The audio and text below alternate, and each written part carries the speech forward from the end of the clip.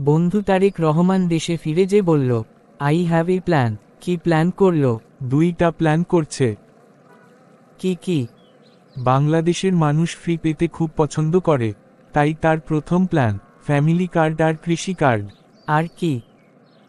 আরেকটা হলো আওয়ামী লীগের লোকদের ধোঁকা দিয়ে নিজের দলে নেওয়া। সেটা কেমন?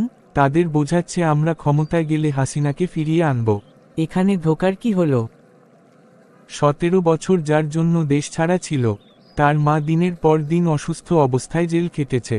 তাদের ফিরিয়ে এনে কি নিজের সাথেই গাদ্দারি করবে নাকি নির্বাচিত হলে তাদের সাথে গাদ্দারি করবে? আমি তো এমন করে ভেবে দেখিনি। দেশের জনগণেরা কোনো কিছুর লোভে না, ভোট দিন সঠিক লোককে। হ্যাঁ, ফ্রি খাওয়া বন্ধ করুন, দেশ বাঁচান। আর হ্যাঁ, সরকারি চাকরিজীবীরা একটা কথা মনে রাখবেন। দয়া করে ঘুষ খাওয়ার আশায় ইনসাফের কথা ভুলে যাইয়েন না।